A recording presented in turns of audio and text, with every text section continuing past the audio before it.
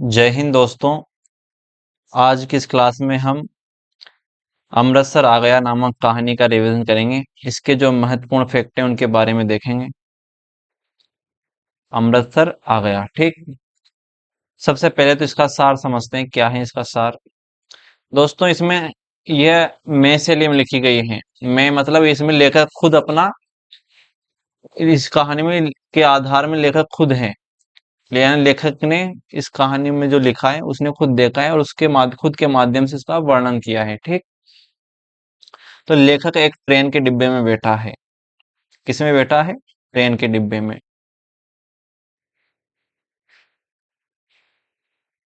ये ट्रेन बन गई दोस्तों। ऐसी ट्रेन बनी है मेरी। आपकी इससे अच्छी बनेगी, ठीक, अगर जेआरएफ हो जाएगा तो ये ट्रेन का डिब्बा है एक, और इसमें लेखक बैठा है, ठीक। ये लेखक है। अब लेखक के साथ और कौन कौन है डिब्बे में? तीन पठान व्यापारी हैं, ठीक। तीन कौन है? पठान व्यापारी। ये आपको ध्यान में रखने हैं, डिब्बे में कौन कौन मुसाफिर बैठे हैं। पठान, तीन पठान है। एक कौन है? एक सरदार है। एक सरदार जी हैं, सरदार जी, ठीक। एक एक कौन है? दुबला बाबू, यानी वो पतला सा रहता है, दुबला बाबू, ठीक। दुबला बाबू। नाम नहीं है इसका दुबला बाबू, बस उसका नाम पता नहीं है। वो उसने उसके शरीर की हेल्थ को देखकर लेखक ने उसका नाम इस तरह पुकारा, इसको दुबला बाबू है वो एक, ठीक। एक कौन बेटी है इसमें? एक बेटी है बुढ़िया, ठीक। एक बुढ़िया बेटी है, एक बेटी है बुढ़िया, ठीक। तो ये इनका जिक्र लेखक ने इस कहानी में किया है। और भी हैं इसमें, लेकिन उनका नाम या किसी प्रकार की कोई घटना उनसे संबंधित इस कहानी में नहीं जोड़ी है। इनसे संबंधित कहानियां इसमें इस कहानी में जोड़ी है, ठीक। अब इसमें क्या होता है कि लेखक है ना, कहाँ जा रहा है ट्रेन में बैठकर? दिल्ली। दिल्ली जा रहा है। कहाँ जा रहा है ट्रेन में बैठकर? दिल्ली। क्यों जा रहा है? क्योंकि वहां पर स्वतंत्रता समारोह का महोत्सव होने वाला है। और घटना कब की है? 1947 की घटना है, जब देश आजाद हुआ था, ठीक। 1947 की जब देश आजाद हुआ, तो लेखक दिल्ली में जा रहा था स्वतंत्रता समारोह देखने, ठीक। अब जैसे ही ये ट्रेन में बैठा, थोड़ी ट्रेन आगे चली, ठीक। तो यहाँ इनकी दोस्ती किस मतलब बातचीत किससे हुई? सरदार जी से। सरदार जी से बातचीत हुई। सरदार इनको अपने जो अंग्रेजों से लड़ाई थी उनके बारे में किससे सुनाता था ये। सुना रहा था लेखक को कि मैं ऐसे लड़ा अंग्रेजों से, मैं ऐसे लड़ा, मैंने दुश्मनों को ऐसे मारा। इस तरह एक सरदार जी किससे सुना रहा था लेखक को। और और एक पात्र है इसमें, दुबला बाबू। ये भी लेखक के साथ है। दुबला बाबू ट्रेन में बैठा रहता है, तो ये दुबला सा रहता है। तो ये तीन पठान व्यापारी पठान रहते हैं, ये तीन, ये इस दुबले बाबू का मजाक उड़ाते हैं, ठीक। मजाक उड़ाते हैं। कौन? पठान। और एक है बुढ़िया इसमें। बुढ़िया का भी है कुछ किस्सा इसमें, तो आप कहानी में देखेंगे क्या है। अब कहानी इस तरह आगे बढ़ती है कि जैसे ट्रेन का डिब्बा आगे बढ़ता है, वैसे वैसे इसमें कुछ घटनाएं होती जाती हैं। अब जिस दिन देश आजाद हुआ था, उस दिन ये ऐलान हो गया था कि पाकिस्तान बनेगा, यानी पाकिस्तान का विभाजन होगा। इसलिए देश में गर्मा गर्मी का माहौल था, कहीं दंगे हो रहे थे, कहीं लड़ाई झगड़े हो रहे थे। बस इस कहानी का यही आधार है, ठीक। अब ट्रेन आगे बढ़ी। ट्रेन में एक जगह सुनाई दिया कि यहाँ दंगे हो गए, तो ट्रेन में हड़बड़ी मच गई, ठीक। ट्रेन में क्या मच गई? हड़बड़ी। लेकिन ट्रेन आगे आगे बढ़ती जा रही थी। जैसे जैसे ट्रेन पे एक स्टेशन पर क्या होता है, एक दंपत्ति यानी एक हिंदू फैमिली आती है, हिंदू परिवार की। एक तो आदमी रहता है, उसकी औरत रहती है, और उसकी एक बच्ची रहती है, ठीक, 15-16 साल की। तो तीन जने रहते हैं ट्रेन में। ये किसी स्टेशन पर चढ़ते हैं, ठीक। तो किसी स्टेशन पर चढ़ते हैं। अब जब भी आपने देखा होगा, ट्रेन में सफर किया होगा, तो कि जब भी ट्रेन में चढ़ते हैं, अगर ट्रेन भरी हो, तो जैसे स्टेशन पर आते हैं लोग, उसमें घुसने की कोशिश करते हैं। और जो लोग ट्रेन के अंदर होते हैं वो बोलते हैं कि इस डिब्बे में बिल्कुल भी जगह नहीं है, आप आगे वाले डिब्बे में जाइए। बिल्कुल ऐसा ही इनके साथ हो रहा था। जैसे जैसे ये दंपत्ति ट्रेन में घुसने की कोशिश कर रहे थे, वैसे ही इस ट्रेन के डिब्बे वाले जो पहले से भरे थे वो बोले थे कि इस डिब्बे में जगह नहीं है, आप आगे के डिब्बे में जाओ, इस डिब्बे में मत घुसो। लेकिन फिर भी क्या होता है कि मुसाफिर डिब्बे में चढ़ बैठता है और ये भी चढ़ जाते हैं। अब ये अपना सामान सामान तो इनका बाहर था, जैसे जैसे सामान को भी अंदर ला रहे थे ये।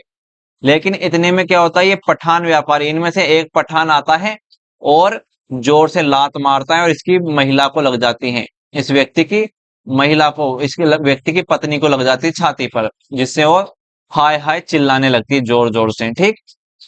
लेकिन इनका साम और इन हाय हाय करने लगती हैं और इनका सामान चढ़ नहीं पाता है ट्रेन में, उससे पहले ट्रेन चल देती है। फिर ये क्या करते हैं, ये ट्रेन में से सामान को वापस उतार लेते हैं और खुद भी कूद जाते हैं, स्टेशन पर वापस उतर जाते हैं क्योंकि उनका सामान बह जाता है, ठीक। फिर ये कहानी घटती है और ये बुढ़िया जैसे इनको लात मारता है ना ये पठान, तो ये बुढ़िया गाली देती है पठानों को, ठीक। फिर ट्रेन आगे बढ़ती है अगले स्टेशन पर। अगली बार क्या होता है कि अगली बार अब मुस्लिम मुस्लिम फैमिली आती है, उसकी एक पत्नी रहती है और खुद व्यक्ति रहता है, दो जने ही रहते हैं, ठीक। ये दो जने रहते हैं।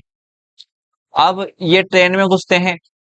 अब ये क्या करता है कि ट्रेन में घुसने की कोशिश करता है और दरवाजे पर लटक जाता है। तब दुबला बाबू आता है इसमें। ये दुबला बाबू ये दुबला बाबू क्या करता है, इनकी इसके हाथ में एक छड़ रहते हैं, लोहे की छड़। ये दुबला बाबू आता है और इसके पति के सिर पर जोर से प्रहार कर देता है, इसको जोर से मार देता है, जिससे क्या होता है बेचारा स्टेशन पर ही गिर जाता है।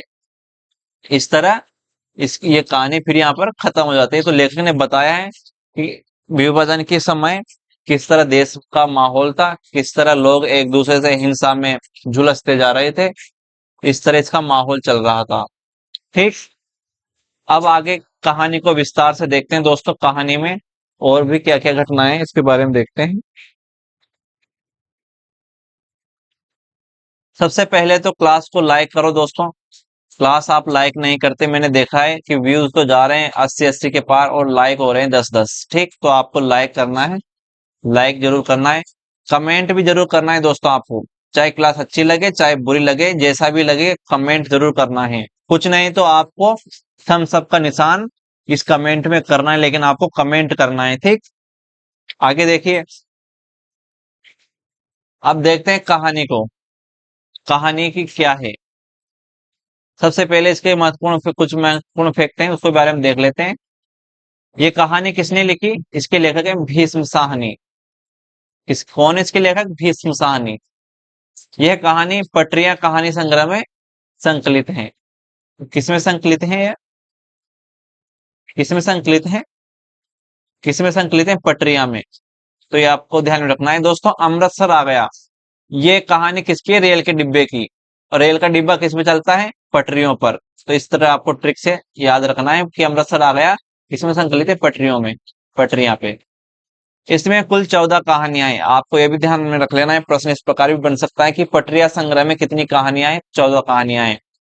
और जैसा मैंने बताया कि यह कहानी में शैली में लिखी गई है, ठीक। और इसमें घटना का आधार क्या है, 1947 की स्थिति का विवरण है, ठीक। इसमें आगे देखिए।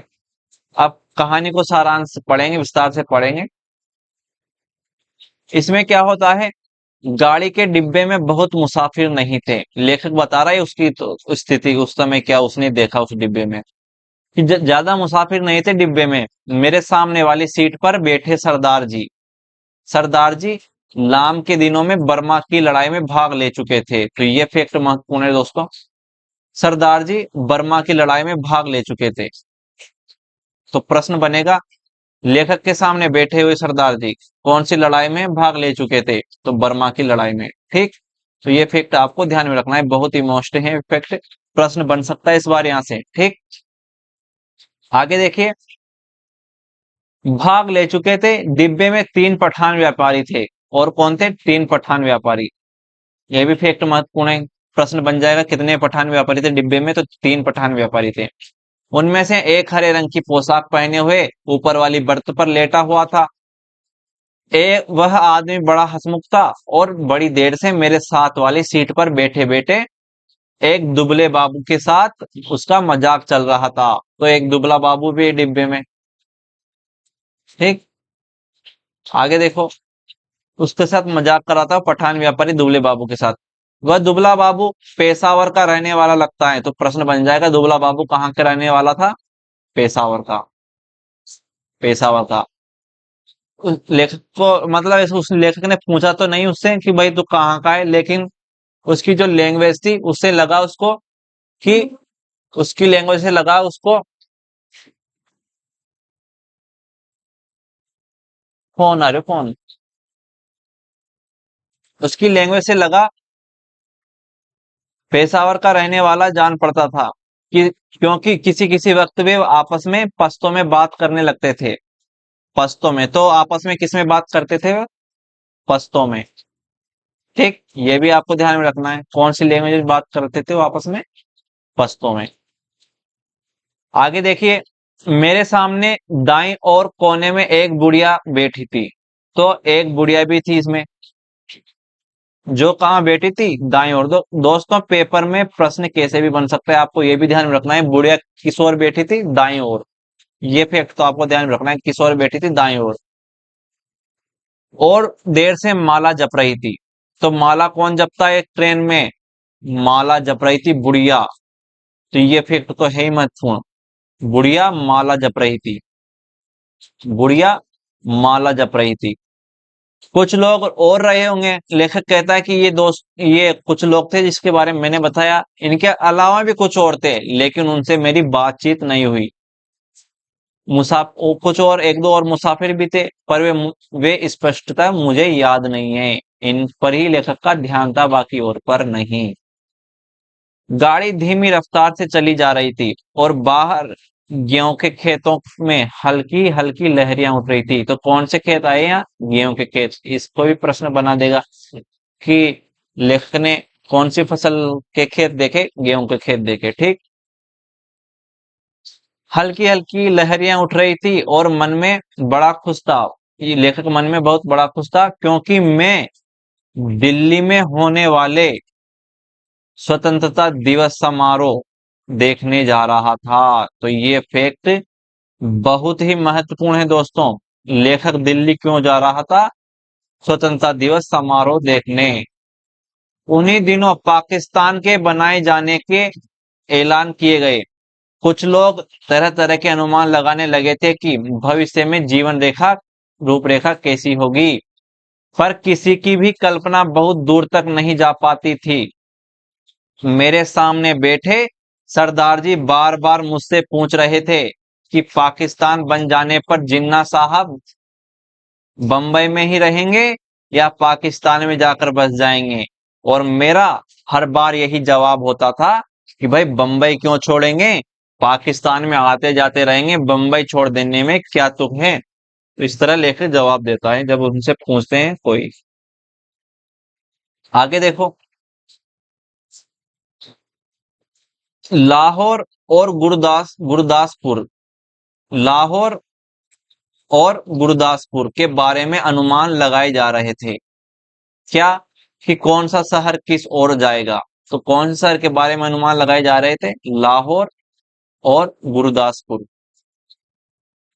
इनके बारे में अनुमान लगाए जा रहे थे कि कौन सा शहर किस ओर जाएगा।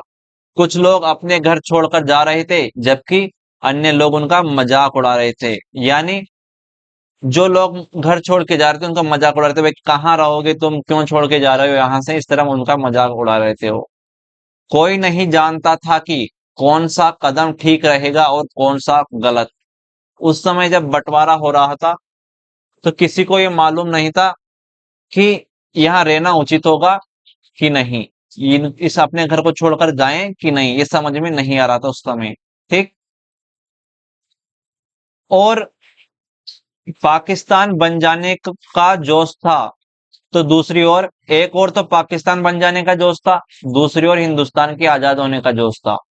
जगह जगह दंगे हो रहे थे। जगह जगह दंगे हो रहे थे। शायद जेहलम का स्टेशन पीछे छूट गया। चुका था, यानी जेहलम के स्टेशन को पार कर गई थी गाड़ी। तो कौन से स्टेशन का जिक्र आया सबसे पहले? जेहलम का। पहला नंबर पे कौन से स्टेशन का जिक्र आया? जेहलम का। पीछे छूट चुका था। जब ऊपर वाली बर्थ पर बैठे पठान ने एक पोटली खोल ली और उसमें से उबला हुआ मांस और नान रोटी के टुकड़े निकालकर अपने साथियों को देने लगा। फिर वह हंसी मजाक के बीच मेरी बगल में बैठे बाबू की ओर भी नान का टुकड़ा और मांस की रोटी बढ़ाकर खाने का आग्रह करने लगा था। और पठान बोल रहा, खा ले बाबू खा ले, ताकत आएगी, हम जैसा हो जाएगा। तू रोटी खाता है, हम मांस खाते हैं। इस तरह वो मजाक कर रहा था उससे कि हमारे जैसा हो जाएगा। ठीक, आगे देखो। डिब्बे में लोग हंसने लगे। जब पठान व्यापारी उससे से बोलता है तो डिब्बे में लोग हंसने लगे। बाबू ने पश्तो में कुछ कहा और फिर मुस्कुराता सिर हिलाता रहा। इस बार इस पर दूसरे पठान ने हंसकर कहा, ओ जालिम, हमारे हाथ से नहीं लेता, ये तो अपने हाथ से उठा ले। इस तरह वो पठानों की भाषा इस तरह की होती है जो इस कहानी में ऐसे कैसे उसको दिया गया है। ठीक, ओ जालिम, हमारे हाथ से नहीं लेता, ये तो अपने हाथ से उठा ले। दूसरे पठान ने कहा ऐसे। ठीक, ऊपर बैठा पठान चहककर बोला, ओ खंजीर के तुख्म, इधर तुम्हें कौन देखता है? हम तेरी बीवी को नहीं बोलेगा। ओ तू हमारे साथ बोटी तोड़, हम तेरे साथ दाल पिएगा। यानी पठान बोल रहा है कि तू हमारे साथ बोटी तोड़ और हम जो तू दाल लाया है उसमें से हम खा लेंगे। इस पर कहा उठा, यानी जोर से हंसे लोग। पर दुबला पतला बाबू हंसता सिर हिलाता रहा और कभी कभी दो शब्द पश्तो में भी कह देता था। फिर बोले वो, ओ कितना बुरा बात है, हम खाता है और तुम हमारा मुंह देखता है। इस तरह पठान बोल रहा था। फिर इस्तुल काय सरदार जी बोले। सरदार जी ने कहा, ये इसलिए नहीं लेता है कि तुमने हाथ नहीं धोए हैं। और बोलते ही खीखी करने लगे, यानी सरदार जी भी इसका मजाक लेने लगे थे। आगे देखो। मांस नहीं खाता है बाबू।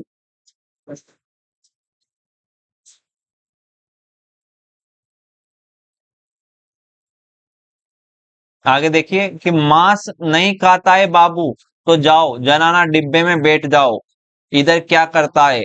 फिर कहका उठा, यानी फिर हंसी हंसे जोर से लोग। डिब्बे में और भी मुसाफिर थे, लेकिन पुराने मुसाफिर यही थे जो सफर शुरू होने पर गाड़ी में बैठे थे। पुराने मुसाफिर होने के नाते ही उनमें एक तरह की बेतलफी आ गई, यानी बहुत देर से जो लोग साथ में बैठे रहते हैं उनमें एक तरह से थोड़ी थोड़ी जान पहचान हो जाती है, लोग आपस में बातें शेयर करने लगते हैं। तभी किसी स्टेशन पर गाड़ी रुकी और नए मुसाफिरों का रेला अंदर आ गया। यानी एक एक और स्टेशन आया और फिर उस स्टेशन पर नए मुसाफिर अंदर घुसे। किसी ने पूछा, कौन सा स्टेशन है? मैंने बाहर की ओर देखकर कहा, वजीराबाद है शायद। तो लेखक ने कहा, वजीराबाद है शायद। दोस्तों, ये दूसरा नंबर का स्टेशन आ गया। इनके क्रम आपको ध्यान में रखने बहुत इंपॉर्टेंट है। ये प्रश्न बन जाएगा कि रेलवे स्टेशन को उनके क्रम के आधार पर जमाओ, कहानी में किस क्रम से आए थे वो। तो पहले कौन सा आया? जहलम का। दूसरे नंबर पर कौन आया? वजीराबाद का स्टेशन। ठीक, आगे देखो। गाड़ी वहां थोड़ी देर के लिए खड़ी रही, पर छूटने से पहले एक छोटी सी घटना घटी। एक आदमी पानी लेने उतरा और नल पर जाकर पानी लोटे में भर रहा था। तभी वह अचानक भागकर अपने डिब्बे की ओर लौट आया। जिस ढंग से वह भागा था उसी ने बहुत कुछ बता दिया था। देखते देखते प्लेटफॉर्म खाली हो गया था, मगर डिब्बे के अंदर अब भी हंसी मजाक चल रहा था।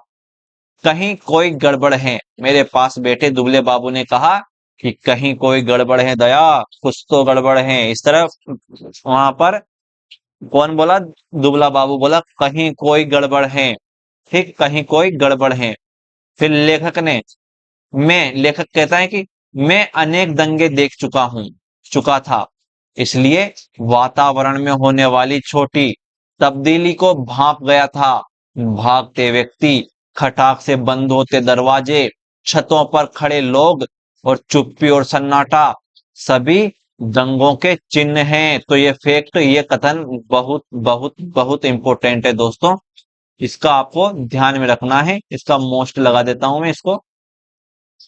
ये फैक्ट आपको ध्यान में रखना है। कह देगा कि भागते व्यक्ति, खटाक से बंद होते दरवाजे, घरों की छतों पर खड़े लोग, चुप्पी और सन्नाटा सभी दंगों के चिन्ह हैं। ये कथन किस कहानी से लिया गया है? तो कौन सी कहानी से लिया गया है? अमृतसर आ गया। ठीक, आगे देखो। तभी पिछले दरवाजे की ओर से, जो प्लेटफॉर्म की ओर न खुलकर दूसरी ओर खुलता था, हल्का शोर हुआ। कोई मुसाफिर अंदर घुसना चाह रहा था। किसी ने कहा, कहां घुसा आ रहा है? नहीं है जगह। बोल दिया, जगह नहीं है, बंद करो जी दरवाजा। यूं ही मुंह उठाए घुसे आते हैं। बिल्कुल ऐसा ही ट्रेन में होता है, जब आप सफर करते हो भीड़ रहती है, आप कभी देखना। आगे देखो इसमें। जितनी देर जितनी देर कोई मुसाफिर डिब्बे के बाहर खड़ा अंदर आने की चेष्टा करता, अंदर बैठे मुसाफिर उसका विरोध करते हैं। पर एक बार जैसे तैसे वह अंदर आ जाए तो विरोध खत्म हो जाता है, और फिर मुसाफिर जल्दी डिब्बे की दुनिया का निवासी बन जाता है और अगले स्टेशन पर वही सबसे पहले बाहर खड़े मुसाफिरों पर चिल्लाने लगता है। क्या कहता है? नहीं है, नहीं है जगह, इधर नहीं है, दूसरे डिब्बे में जाओ, अगले डिब्बे में जाओ, इधर जगह नहीं है, घुसने की जगह नहीं है। तो ऐसा ट्रेन में ऐसा ही होता है, हमारे यहाँ ऐसा ही होता है। ठीक, हमारे यहाँ ऐसा ही होता है। ये इसको भी दोस्तों इंपॉर्टेंट लगा लो, ये भी बहुत ही महत्वपूर्ण है। इस लाइन को दे देगा और पूछ लेगा कि कौन सी कहानी से लिया गया है, तो अमृतसर कहानी से लिया गया है। ठीक, दरवाजे पर शोर बढ़ता जा रहा था। तभी मेले कुचेले कपड़ों और लटकती मूछों वाला एक आदमी दरवाजे में से अंदर घुसता हुआ दिखाई दिया। चीकट चीकट मेले कपड़े, यानी उसके कपड़े कैसे हो रहे थे? चिकने हो रहे थे, जैसे उन पे तेल लगा हुआ था। जरूर कहीं हलवाई का काम करता होगा, और उसके कपड़े को देखकर लेखक ने अंदाजा लगाया कि जरूर ये कहीं पे हलवाई का काम करता है। तो प्रश्न बन जाएगा, पहली जो घटना घटी थी उसमें जो बुजुर्ग व्यक्ति हिंदू फिल्म लिखा था, उसमें लेखक ने उसको क्या बताया? तो हलवाई बताया। ठीक, आ जाओ तुम भी चढ़ाओ, वह अपने पीछे किसी से कहे जा रहा था, और वह जो बुजुर्ग आदमी ट्रेन में चढ़ा था। तभी दरवाजे में एक पतली सूखी सी औरत नजर आई, जो कि उसकी पत्नी थी। उससे पीछे उसके पीछे कौन थी? उसकी 16-17 बरस की, ठीक 16-17 बरस की एक सांवली सी एक लड़की अंदर आ गई। तो ये फैक्ट भी महत्वपूर्ण है, उम्र ध्यान में रखनी है आपको। लड़की की उम्र क्या थी? 16-17 बरस। ठीक, वह आदमी अपना सामान अंदर घसीटे जा रहा था, और उसकी पत्नी बेटी संडास के दरवाजे के साथ लगकर खड़ी थी। टिकट है जी मेरे पास, वो मैं बेटिकट नहीं हूं। यानी जब वह ट्रेन में चढ़ने की कोशिश करता है तो सवारी मना करते कि इसमें मत चढ़ो, इसमें मत चढ़ो। तब बुढ़ा कहता है कि भाई मेरे पास टिकट है, मैं बिना टिकट के नहीं आया हूं, बस ये लाचारी है कि सारे में दंगा हो गया है, बड़ी मुश्किल से स्टेशन तक पहुंचा हूं। इस पर डिब्बे में बैठे बहुत लोग चुप हो गए, पर बर्थ पर बैठा पठान उचक कर बोला, निकल जाओ इधर से, देखता नहीं है इधर जगह नहीं है। इस तरह वो पठान बोलता है, और पठान ने आओ देखा न ताओ, आगे बढ़कर ऊपर से ही उस मुसाफिर के लात जमा दी। पर लात उस आदमी को लगने के बजाय उसकी पत्नी को लग जाती है, कलेजे में लगी, और वह वहीं हाय हाय करके बैठ गई। ठीक, दूसरे पठान ने, जो नीचे की सीट पर बैठा था, उस आदमी की का संदूक दरवाजे से नीचे धकेल दिया। यानी जो बर्थ पर बैठा था, ये भी आपको ध्यान में रख लेना है दोस्तों। लात किसने मारी? जो बर्थ पर ऊपर ऊपर वाली सीट पर बैठा था। ठीक, किसने मारी लात? जो बर्थ पर बैठा था, बर्थ वाली सीट पे। यानी बर्थ वाली कौन सी? जो नीचे की सीट के ऊपर सीट रहती है ना, उसको बोलते हैं बर्थ वाली सीट। उस पे बैठा था, उसने तो क्या लात मारी, और सामान किसने फेंका? नीचे बैठे वाले दूसरे पठान ने। तो ये फैक्ट भी आपको ध्यान में रखने हैं। नीचे की सीट पर बैठा था, उस आदमी का संदूक दरवाजे से नीचे धकेल दिया। इसको तो आपको ध्यान में रखना है दोस्तों। उसका संदूक किसने फेंका था? दूसरे नंबर के पठान ने। और लात किसने मारी थी? बर्थ पर बैठे पठान ने। तो ये फैक्ट दोनों ही महत्वपूर्ण है, आपको ध्यान में रखना है। नीचे वाले ने सामान फेंका था। ठीक, आगे देखो। उसकी पत्नी के चोट लगने पर कुछ मुसाफिर चुप हो गए, केवल कोने में बैठी बुढ़िया कुरलाई जा रही थी। यानी जो तीन पठान व्यापारी थे, तो उनसे डर गए सब, क्योंकि उस समय ट्रेन जहां पर थी वो पठानों का एरिया था, इसलिए पठान व्यापारी बहुत रौब दिखा रहे थे। ठीक, और जैसे उसने लात मारी, सब बाकी डिब्बे के मुसाफिर डर गए। केवल कोने में बैठी बुढ़िया कुरलाई जा रही थी, ए नेक बख्तों बैठने दो, आजा बेटी तो मेरे पास बैठ आ, जैसे तैसे सफर काट लेंगे, छोड़ो बेजालिमो बैठने दो। तो ये कौन है? गुड़िया है ऐसा बोलने वाली। ठीक, आगे देखो। अभी आधा सामान ही अंदर आ पाया होगा जब अचानक गाड़ी सरकने लगी। यानी आधा सामान अंदर चढ़ा पाए थे बेचारे, इतने में गाड़ी सरक लेती है, यानी चलने लगती है। अब वो फैमिली क्या चिल्लाती है, छूट गया हमारा सामान, छूट गया हमारा सामान, छूट गया। वह आदमी बदहवासा होकर चिल्लाया, पिताजी सामान छूट गया। संडास के दरवाजे के पास खड़ी लड़की सिर से पांव तक कांप रही थी, बेचारी डर गई। उसकी जैसे उसकी मम्मी को लात मारी उन्होंने तो डर गई, और जैसे सामान छूटा, ट्रेन चलने लगी तो कांपने लगी कि हमारा सामान भी छूट गया। चिल्लाई जा रही थी कि हमारा सामान छूट गया। उतरो नीचे उतरो, आदमी ने बोला कि हमारा सामान उतर गया है, हम नहीं जाएंगे इस ट्रेन में, चलो उतरो, कूदो कूदो कूदो।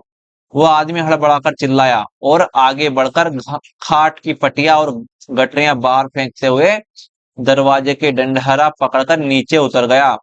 उसके पीछे उसकी भयाकुल बेटी और फिर उसकी पत्नी कलेजों को दोनों हाथों से दबाए हाय हाय करती नीचे उतर गई।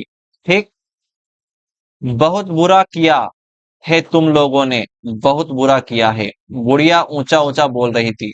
तो ये फैक्ट भी आपको ध्यान में रखना है, बहुत बुरा किया है तुम लोगों ने, बहुत बुरा किया है। ये कथन किसका है? बुढ़िया का। ठीक, गाड़ी सूने प्लेटफॉर्म को लांघती आगे बढ़ गई। पठानों का विरोध कर पाने की हिम्मत नहीं हुई। तभी मेरी बगल में बैठे बाबू, ठीक, बगल में बैठे दुबले बाबू, कौन? दुबला बाबू, दुबले बाबू ने मेरे बाजू पर हाथ रखकर कहा, आग है आग, देखो आग लग रही है, उधर देखो देखो उधर आग लग रही है। ऐसा कह के वह फर्श पर लेट गया। इस बर्थ पर बैठा पठान, इस पर जैसे वह फर्श पर बैठा तो ऊपर बर्थ पे जो पठान बैठा था उसने उसके साथ ठिठोली की, ओ बेगैरत, तुम मर्दे की औरत है, सीट पर से उठकर नीचे लेटता है, तुम मर्द का नाम बदनाम करता है। ऐसे कौन बोलता है? पठान ऊपर बैठे हो जो बैठा था। आगे देखो। फिर और कहता है वो पठान व्यापारी, ऐसे आदमी के ऐसे आदमी को हम डिब्बे में बैठने नहीं देगा। ओ बाबू, तुम अगले स्टेशन पर उतर जाओ और जनाना डिब्बे में बैठो। बोझिल अनिश्चित वातावरण में सफर कटने लगा, रात गहराने लगी। डिब्बे के मुसाफिर स्तब्ध और संकित ज्यों के त्यों बैठे थे।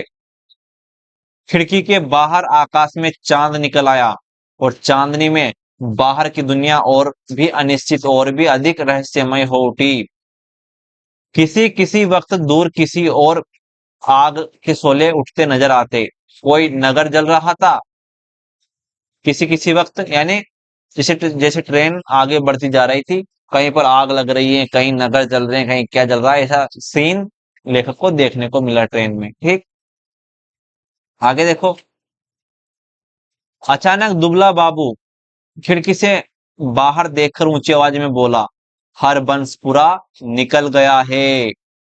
तो तीसरे नंबर का स्टेशन कौन सा है? हरबंसपुरा। पहले नंबर का झेलम, झेलम दूसरे नंबर का वजीराबाद, और तीसरे नंबर का हरबंसपुरा। तो ये तीन स्टेशन आ चुके हैं अभी तक, तो ये इनका क्रम आपको ध्यान में रखना है। और वजीराबाद और हरबंसपुरा के बीच हिंदू दंपत्ति का वाली घटना घटती है, ये भी आपको ध्यान में रखना है। उसकी आवाज में उत्तेजना थी, वह देखकर जैसे चीख कर बोला। डिब्बे के सभी लोग उसकी आवाज से चौंक गए। डिब्बे में फिर मौन छा गया। तभी इंजन ने सीटी दी उसकी एक रस रफ्तार टूट गई। बाबू ने झांक कर उस दिशा में देखा जिस दिशा में गाड़ी बढ़ती जा रही थी। बाबू फिर बोला, सर आते ही ऊंची आवाज में चिल्लाया कि अमृतसर आ गया है, अमृतसर आ गया है। तो चौथे नंबर का स्टेशन कौन सा है? अमृतसर। ठीक, चौथे नंबर का स्टेशन कौन सा है? अमृतसर। दोस्तों पहले नंबर पर कौन सा स्टेशन आया? जेहलम। दूसरे नंबर पर कौन सा स्टेशन आया? दूसरे नंबर पर आया कौन सा? वजीराबाद। हाँ, वजीराबाद। ठीक। तीसरे नंबर पर कौन सा स्टेशन आया? हरबंसपुरा। हरबंसपुरा। और चौथे नंबर पर कौन सा स्टेशन आया? चौथे नंबर पर आया अमृतसर। तो ये इनका क्रम दोस्तों आपको याद में रखना है, कौन सा कौन से क्रम से आया। ठीक, आगे देखो। जैसे वो बाबू चिल्लाया, फिर पठान उछलकर खड़ा हो गया और ऊपर वाली बर्थ पर बैठे पठान को संबोधित करके चिल्लाया। जैसे हर अमृतसर आ गया, अब दुबला बाबू मतलब मोटा बाबू हो चुका था, मतलब उसमें उसमें जाने कहां से ऐसी मतलब ऐसा उसका डर निकल गया था और वो पठानों से गाली बकने लगता है, क्योंकि अब हिंदुओं का इलाका आ गया था, अमृतसर आ गया, यानी अब ऐसी जगह आ गई थी जहां पठान को लगा कि ये हमारा इलाका है, यहाँ पर अब पठानों की नहीं चलेगी। ठीक, और दुबला बाबू गाली निकालने लगा पठानों में, ओ बे पठान के बच्चे नीचे उतर, हिंदू औरत को लात मारता है हरामजादे। तो कौन बोलता है ऐसा? वो दुबला बाबू। ठीक, दुबला बाबू बोलता है। दुबला बाबू कहता है, तेरी मैं लात न तोड़ दूं तो कहना गाड़ी तेरे बाप की है। बाबू ऐसा चिल्लाया। ठीक, फिर पठान बोलता है, ओ हमने क्या बोला, सभी लोग उसको निकालता था, हमने भी निकाला। ए इधर हमको गाली देता है, हम इसका जबान खींच लेगा। यानी पठान बोल रहा है कि इस तरह में गाली देगा तो मैं तेरी जबान खींच लूंगा। बुढ़िया बीच में फिर बोली, वे जीवन जोगियों आराम नाल बैठो, ये रब दियो बंदो कुछ होश करो। यानी कैसा माहौल चल रहा है दंगे का और तुम इसमें लड़ने की सूझ रही है? अभी ये अंदर अच्छे से बैठो, शांति से बैठो, बाहर दंगा हो रहा है, तुम्हें हंसी मजाक छूट रही है।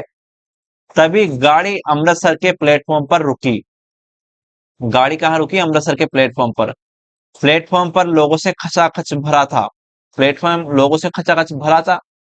प्लेटफॉर्म पर खड़े लोग झांक झांक कर डिब्बों के अंदर देखने लगे, बार बार एक ही सवाल पूछ रहे थे, पीछे क्या हुआ? पीछे क्या हुआ? ठीक, ये इंपॉर्टेंट है कहानी में। अमृतसर पर जैसे ट्रेन रुकी तो बाहर के लोग क्या पूछ रहे थे बार बार कि पीछे क्या हुआ? भाई तुम आ रहे हो उधर से, तुमने देखा होगा क्या क्या हो रहा है, कहाँ दंगा हो रहा है, कहाँ आग लग रही है, इस तरह की खबरें वो बाहर वाले पूछ रहे थे। ठीक, कहाँ पर दंगा हुआ है, इस तरफ सवाल जो डिब्बे के अंदर बैठे थे उन लोगों से पूछे जा रहे थे, बाहर के लोगों के द्वारा।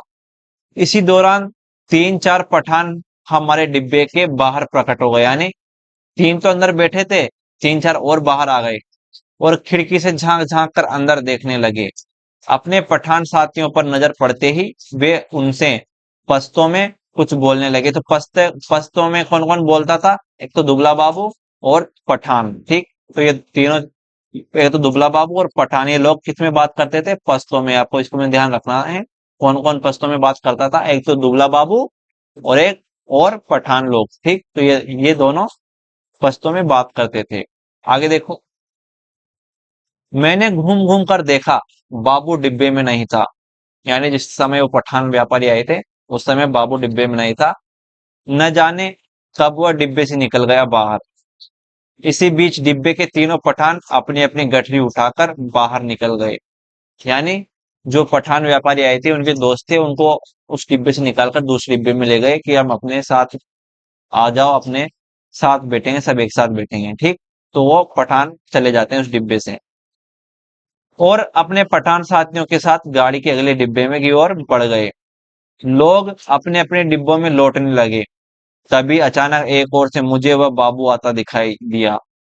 उसका चेहरा अब भी बहुत पीला था।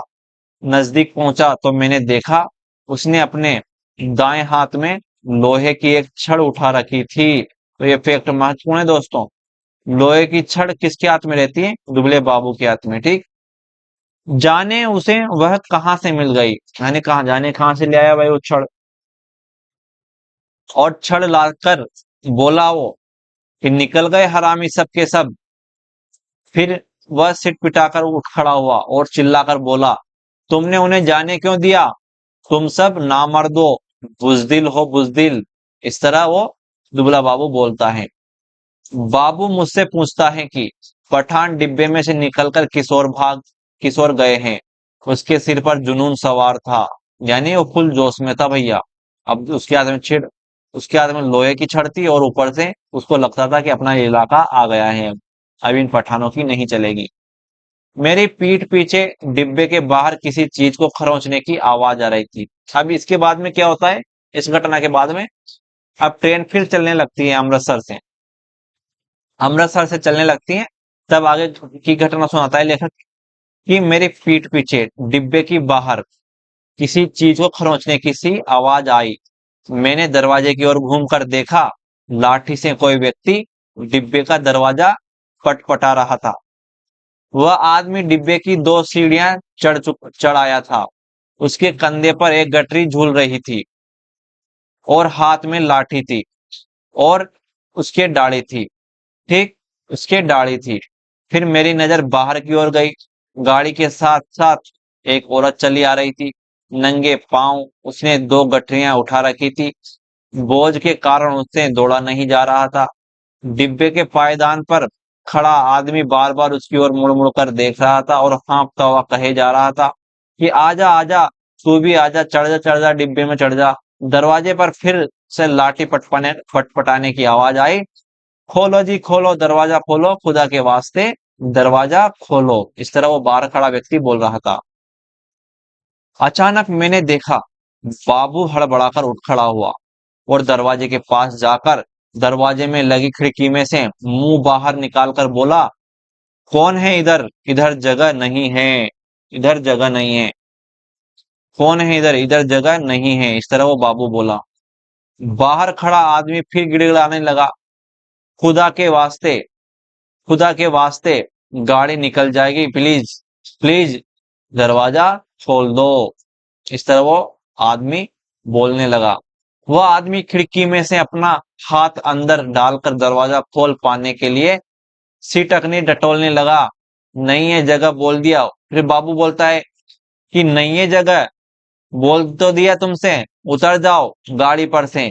बाबू चिल्लाया और जब उसने नहीं सुनी तो उसी क्षण लपक कर दरवाजा खोल दिया। ठीक, लपक कर दरवाजा खोल दिया। और फिर तो उसको लगा, यानी वो व्यक्ति बोलता है, या अल्लाह। उस आदमी के अस्फुट अस्फुट से शब्द सुनाई दिए दरवाजा खुलने पर, जैसे उसने इत्मीनान की सांस ली हो।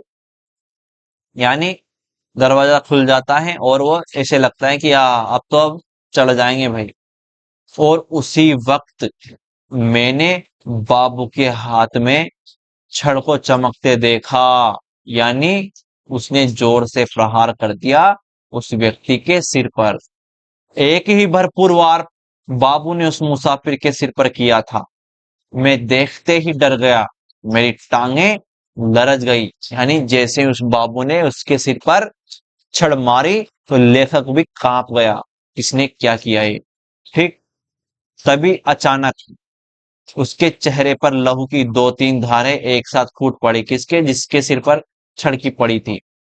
वह दो एक बार या अल्लाह बुदबुदाया। फिर उसके पैर लड़खड़ा गए। ठीक, उसके पैर लड़खड़ा गए। नीचे पटरी के साथ साथ भागती औरत बड़बड़ाए और कोसे जा रही थी। उसे अभी मालूम नहीं हो पाया कि क्या हुआ है। वह अभी भी शायद यही समझ रही थी कि गठरी के कारण उसका पति गाड़ी पर ठीक तरह से चढ़ नहीं पा रहा है, कि उसका पैर जम नहीं पा रहा है। ठीक, इस तरह वह सोच रही थी,